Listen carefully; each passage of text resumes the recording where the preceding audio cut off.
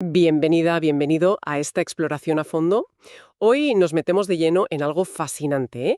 La relación increíble entre la música y nuestra mente, nuestro cerebro. Un tema apasionante, sí señor. Y tenemos material muy variado, la verdad.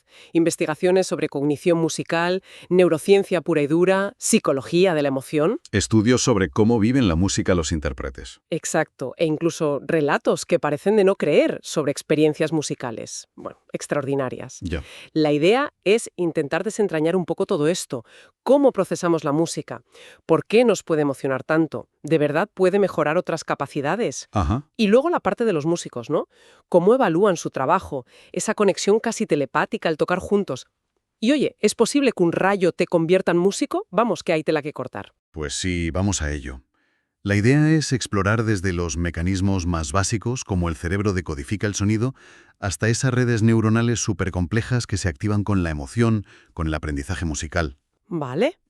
Veremos que la música no es solo algo que oímos pasivamente. Para nada. Es algo que nuestro cerebro construye, ¿sabes? Interactúa con la memoria, con lo que esperamos oír, incluso con el cuerpo. Qué interesante eso de que construye. Claro, porque lo fascinante es ver cómo algo que parece tan abstracto como una melodía se conecta de forma tan íntima con nuestra biología, con lo que vivimos. Pues empecemos por ahí, por lo básico. ¿Cómo entiende el cerebro esa música que entra por los oídos? ¿Se parece a cómo procesamos el lenguaje, por ejemplo? Bueno, es un proceso complejo, ¿eh? Y está distribuido por todo el cerebro, no en un solo sitio. Vale. Para empezar, la corteza auditiva primaria, que es como la primera parada importante del sonido. Ahí tenemos lo que se llaman mapas tonotópicos. ¿Mapas tono qué? Tonotópicos. Imagínatelo como una especie de teclado de piano dentro del cerebro. Anda, un teclado neuronal. Suena bien eso. ¿Y qué hace? Pues significa que hay neuronas específicas que responden a tonos específicos y están organizadas en el espacio según la frecuencia, de grave a agudo, como las teclas. Hay estudios, como los de Colch, que lo han mapeado muy bien. Entiendo. Y ojo, no todo se procesa junto, en bloque. Ah, entonces diferentes partes se encargan de cosas distintas. Ritmo por un lado, melodía por otro. Justo. Hay áreas más volcadas en el tono, otras en el ritmo, otras en cómo sube y baja la melodía, el contorno, el timbre de los instrumentos. Son como módulos, digamos, que pueden funcionar por separado hasta cierto punto. Vale. Y sí, hay solapamiento con los circuitos del lenguaje, claro. Comparten, digamos, potencia de cálculo. Pero la música también tiene sus propias autopistas neuronales. No son lo mismo, aunque hablen entre ellas. ¿Y esta capacidad para entender la música, la aprendemos o venimos ya con ella de fábrica? Pues mira, aquí viene algo sorprendente. Gran parte de esto parece bastante innato. Hay estudios, Galicia Molleda revisa varios, que indican que los bebés de pocos meses, ya procesan la música de forma muy parecida a los adultos. ¿En serio? ¿Tan pequeños? Sí, sí. Antes del año ya distinguen frecuencias. Y ojo, las bajas frecuencias las distinguen a veces mejor que nosotros. También tonos, timbres complejos. Y lo más llamativo, entre los 4 y 6 meses ya parecen pillar estructuras musicales básicas, como las frases en una melodía. Es alucinante que algo tan complejo esté ahí tan pronto. Bueno, pasemos a lo que quizá nos toca más la fibra, la emoción. ¿Por qué una simple canción nos puede poner la piel de gallina, o hacernos llorar, o sentirnos pletóricos? Uf, la conexión música-emoción es potentísima, claro. Y se ha intentado explicar desde siempre, desde la idea griega de la música como imitación de emociones, la mímesis. Ajá. O como una forma de purificación emocional, la catarsis. Vale, esas son las ideas clásicas. Pero la neurociencia moderna nos dice algo más concreto. ¿Qué pasa ahí dentro? Desde luego. Hoy sabemos que la música enciende una red cerebral bastante compleja, y ahí entran estructuras clave del sistema límbico y paralímbico. ¿El sistema límbico? El de las emociones, ¿no? Exacto. Son áreas profundas, antiguas, evolutivamente, muy ligadas a la emoción, la memoria, la motivación. Destacan dos: la amígdala, que es como el detector de relevancia emocional, Ya. y el núcleo accumbens, o estriado ventral.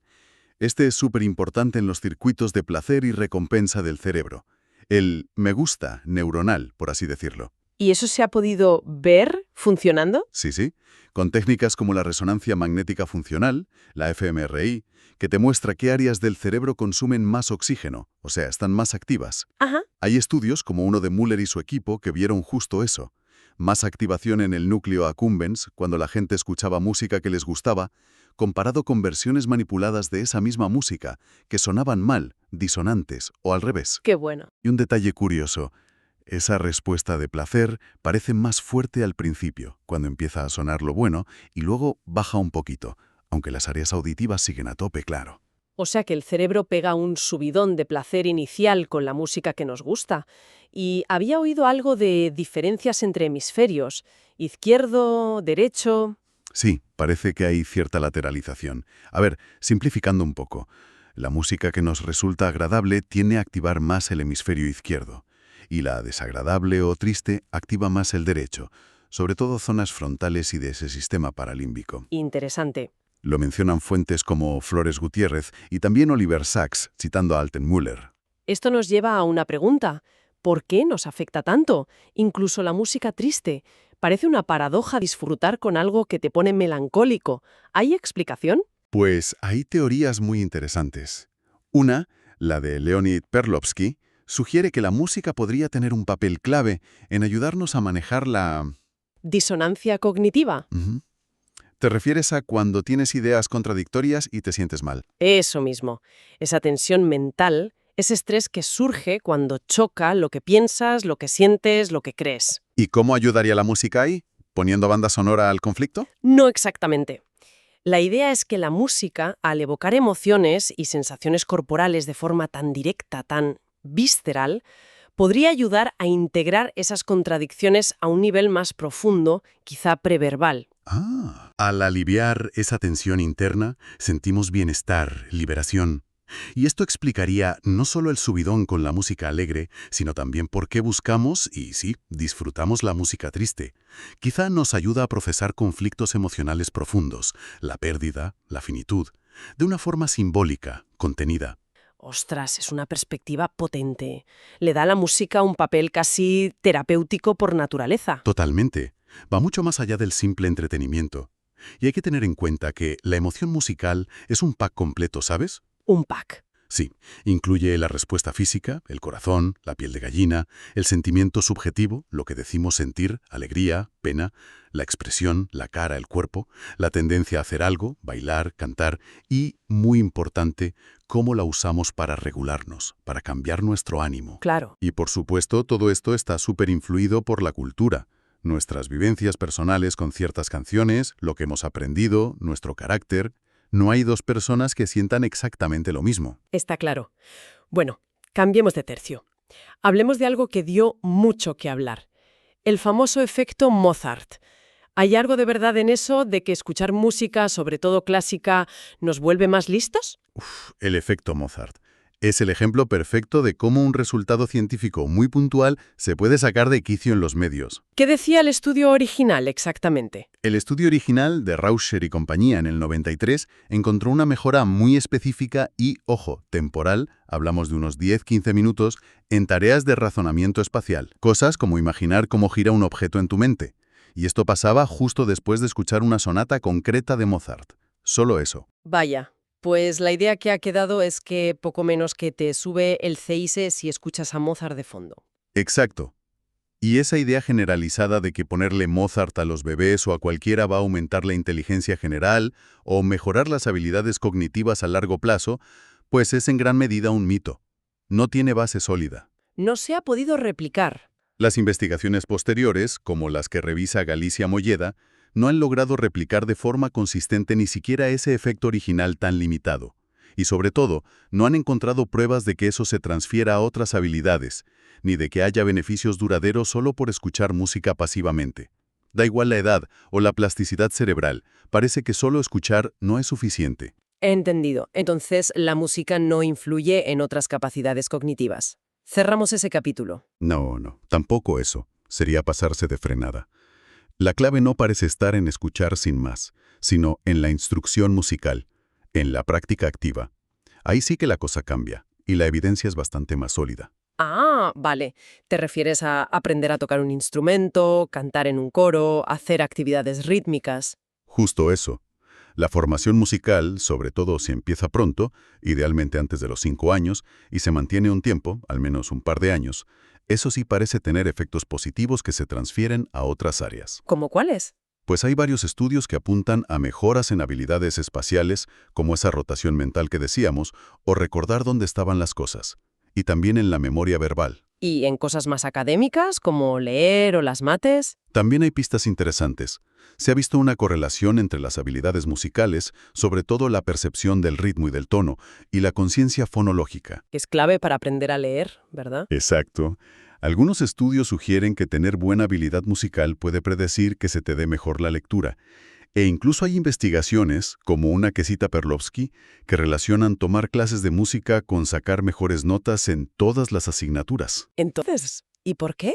¿Es solo por la disciplina que requiere aprender música? Podría ser parte, sí, pero la hipótesis de Perlovsky vuelve a conectar con lo de la disonancia cognitiva. Otra vez. Sí, él sugiere que aprender música, que implica enfrentarse a dificultades técnicas, expresivas, superar frustraciones, podría entrenar nuestra capacidad general para tolerar el estrés mental y afrontar tareas difíciles. Una habilidad útil para todo, ¿no? Pues sí, tiene lógica. De todas formas, hay que decir que aún se debate si las pruebas que usamos para medir estas cosas son lo bastante finas para captar bien cómo influye la música en la lectura o las mates. Todavía queda investigación por hacer ahí. Entendido. Bueno, hemos visto cómo el cerebro procesa la música, cómo nos emociona, cómo practicarla puede influir en otras áreas. Pero, ¿y la experiencia de vivir la música desde dentro? ¿Cómo lo sienten los que la interpretan? ¿Y qué pasa cuando esa relación con la música se vuelve rara? Entramos ahora en la experiencia subjetiva, sí. Y empezamos por algo curioso sobre los músicos profesionales. ¿Cómo se juzgan a sí mismos? Hay una teoría muy famosa en psicología social, la de Festinger, que dice que nos evaluamos comparándonos con los demás. Que parece lo lógico en un mundo tan competitivo como el de la música, ¿no? Estar siempre mirando al de al lado. Pues parece que no es lo principal. Un estudio de Denton y Chaplin, que usaron un cuestionario específico para músicos, encontró algo diferente. ¿Ah? ¿Sí?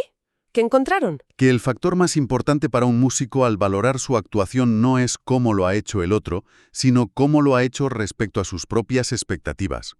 Compararse con un ideal interno de cómo debería haber sonado. ¡Anda! El segundo factor en importancia era la comparación ipsativa. ¿Ipsatativa qué? Ipsativa.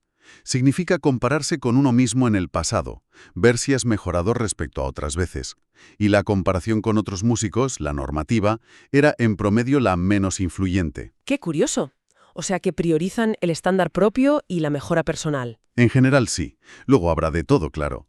Y otra cosa interesante que vieron es lo que llaman estilo evaluativo adaptativo. ¿Y eso qué es? O peor que, como si se enfocaran más en lo que funciona para seguir construyendo. Tiene sentido, para no hundirse. ¿Y qué me dices de tocar juntos?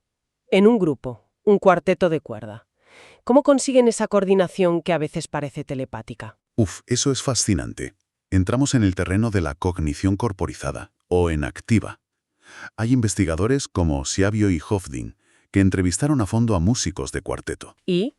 Y argumentan que esa coordinación tan increíblemente fluida muchas veces no depende de hablarse, ni siquiera de estar pensando conscientemente ahora él va a hacer esto, o nuestro objetivo es sonar así. Entonces, ¿cómo surge la magia? ¿Por arte de Birli-Birloque? Ja, no exactamente. Sugieren que emerge de la interacción corporal, casi sin pensarla, de una especie de sintonía de movimientos y percepciones que se crea dentro del sonido que están generando juntos. Como si el propio sonido los guiara. Algo así. Es una comprensión que se da en la acción de tocar juntos, más que en tener un plan mental súper detallado. Por eso proponen hablar de experiencia musical conjunta, JME, que recalca ese aspecto corporal y ambiental, en vez de atención musical conjunta, JMA, que suena más mental. Es potente esa idea, ¿eh? Que la coordinación nazca de la propia interacción sonora y corporal. Bueno, y para ir terminando, abordamos esos casos que parecen sacados de novela.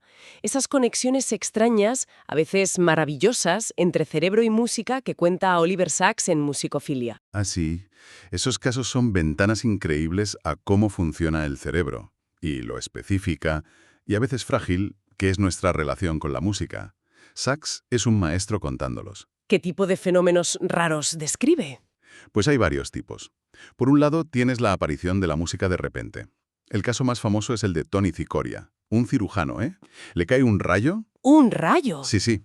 Y después de eso desarrolla una obsesión total por el piano. Empieza a escuchar música en su cabeza, música inspirada, dice él, y siente una necesidad brutal de tocarla y componerla, casi sin saber música antes. ¡Qué barbaridad! Como si el rayo le hubiera encendido la música en el cerebro. Algo así parece. Luego está el otro extremo, la conservación asombrosa de la música aunque el cerebro esté muy dañado, el caso de Clive Wedding. El hombre sin memoria, ¿no? Exacto. Tiene la amnesia más profunda que se conoce. No puede crear recuerdos nuevos, no recuerda casi nada de su pasado, vive en un presente de segundos.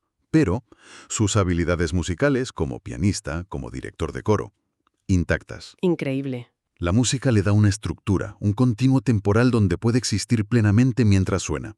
Es conmovedor. Desde luego. Demuestra cómo la música nos puede anclar. Y luego están las alteraciones de la percepción. La amusia, por ejemplo.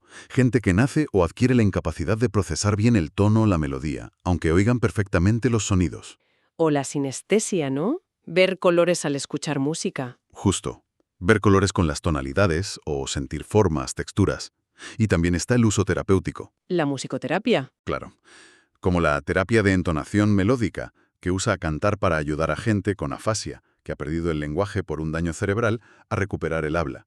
Parece que activa redes en el hemisferio derecho que pueden compensar. Qué interesante. ¿O por qué hay tantas personas ciegas que son grandes músicos? Quizá por un oído más desarrollado, o por esa plasticidad cerebral que reorganiza las áreas visuales para ayudar a oír mejor. Y finalmente, esas músicas fantasma. Las alucinaciones musicales, sí. Oír música que no está ahí. Sachs cuenta casos de gente, a menudo con pérdida de oído, que escucha desde canciones enteras sin parar hasta trocitos que se repiten, los famosos gusanos cerebrales. Madre mía. Todos estos fenómenos, la creación súbita, la pérdida específica, la percepción alterada, la preservación, apuntan a lo mismo. La música no es una cosa única en el cerebro. Es un conjunto complejo de funciones. Y pueden afectarse, salvarse o incluso aparecer de formas súper inesperadas. Nos enseñan lo increíblemente especializado y plástico que es nuestro cerebro. Pues sí, después de todo este recorrido, queda clarísimo. La música es mucho más que un pasatiempo. Es una fuerza, ¿no?, que interactúa con nosotros a niveles muy, muy profundos. Sin duda. Hemos visto que el cerebro tiene circuitería dedicada a ella, que se entrelaza con la emoción y la recompensa de forma muy directa. Ajá. Que practicarla activamente puede potenciar otras habilidades cognitivas. Y que vivirla, interpretarla, sobre todo juntos, nos enseña cosas sobre cómo interactuamos, sobre la conciencia corporizada, cosas que van más allá de los modelos simples. Y los casos raros nos lo recuerdan, ¿verdad? Qué plásticos somos y qué personal puede ser esa relación. Totalmente. Afecta a cómo aprendemos, cómo sentimos, cómo nos conectamos e incluso, como vimos con Clive Wedding, a cómo experimentamos el tiempo y la conciencia. Y fíjate, esto nos lleva a una reflexión final, quizá un poco más filosófica, para quien nos escucha. Si la música, como sugería Perlovsky, nos ayuda a dar cuerpo a ideas abstractas, a conectar lo de arriba con lo de abajo, la mente con la emoción y el cuerpo, a resolver esas tensiones internas. Sí. Podría ser que investigar cómo procesamos la música no sea solo entender la música en sí, sino que sea una ventana privilegiada para entender algo todavía más gordo, la propia conciencia humana.